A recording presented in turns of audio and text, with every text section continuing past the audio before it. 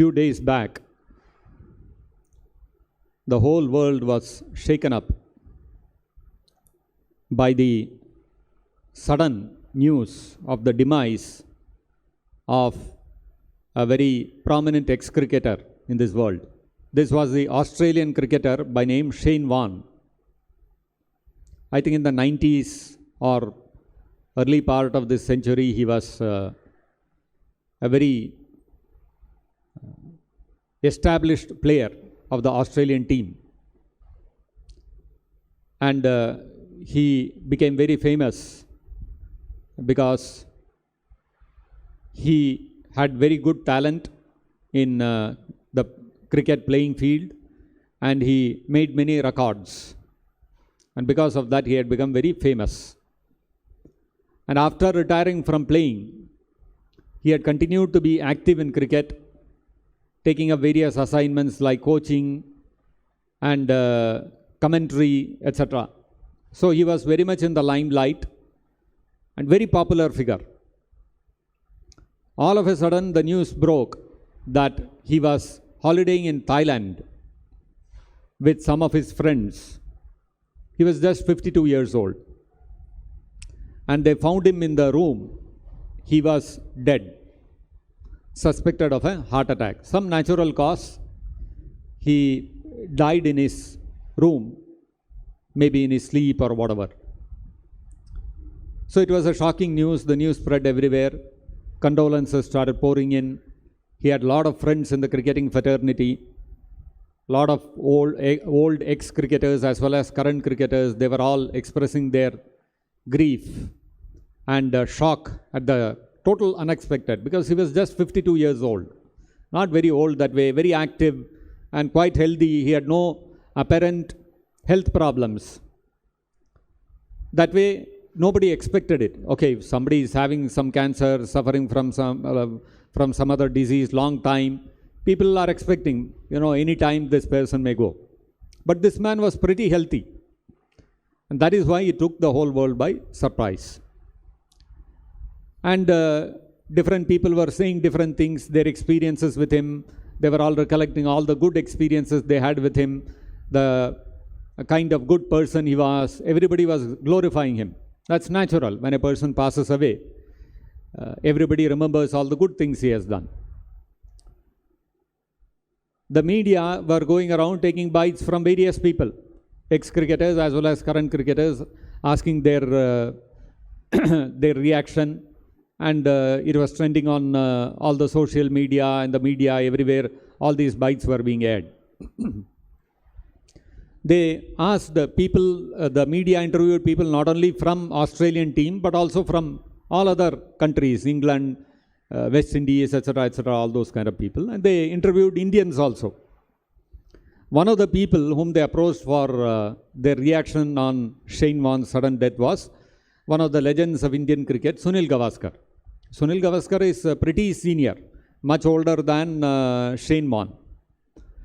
So he responded, it's very shocking. Naturally, he also expressed his shock and surprise at the sudden demise. And he said, Shane Warne lived a full life. And so probably because of that lifestyle, he died very early. And he was very great, this one, that one, something and all, he said. Now this sentence which he said, that he lived a full life and maybe because of that he died early, people did not like. So there were a lot of criticisms saying that he was very insensitive. After all, the man has just died. Why do you want to criticize him after he has died? So you should be a little gracious, etc.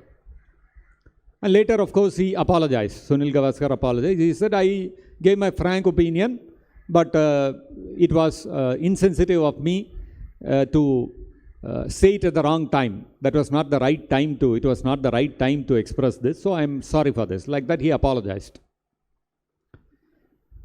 So when Sunil Gavaskar was mentioning that Shane Warne lived a full life, and maybe because of that, he died early, what does it mean?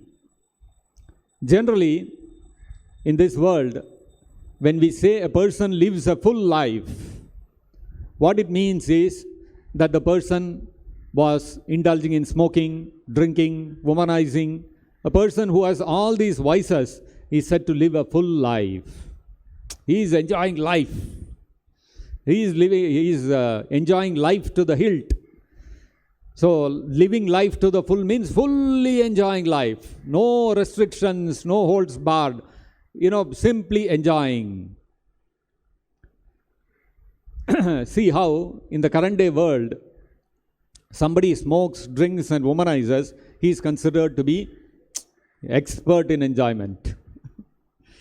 That is the thinking. Because everybody's heart, the strongest force is the force of lust. And everybody is trying to fulfill his lust in some way or the other. But then, due to various circumstances, everybody has to restrain his senses. Somebody has some health problem, somebody has become old, somebody's reputation is at stake, what people will think of him. Somebody has a family at home, he has to think of his family will break up if he starts running after women left, right and center. So, everybody has to, although the lusty desires are there in the heart, he has to control himself. He gets diabetes, blood pressure, doctor tells you have to cut down on your alcohol and tobacco consumption. He has to reduce, otherwise he risks heart disease. So the person becomes afraid and reduces. Although in the heart, that desire continues. So everybody wants to enjoy, but then held back by various reasons. So when they see someone is unrestrictedly enjoying, they say, this guy is really enjoying life. So what it means is, in the current day world, people have embraced lust as a very dear friend. And those who are able to satisfy their lust to the fullest, they are the people who are expert in enjoyment. And this whole world is running after satisfying this lust. Lust has become the best friend of everyone in this world. On the other hand, if we look at the Bhagavad Gita, what Lord Krishna says, in the Vedic culture, in the Varnashrama Dharma, what was the position of lust? Krishna says, Avritam jnanametena jnanino nityavairina kamarupena kaunteya dushpurena analena cha. Krishna says the exact opposite thing of lust. Kamarupena kaunteya. Kaunteya was son of Kunti. Krishna is addressing Arjuna. He is saying Kamarupena. Kamarupena nityavairina. This Kama, lust, is Nityavairina, is the permanent enemy of the living entity. Exact opposite. Today, we think lust is the dearest friend. But Krishna is saying the opposite. No, it is not a friend. It is the eternal enemy. You can never, ever strike any friendship with lust. It is eternally your enemy. Nityavairina.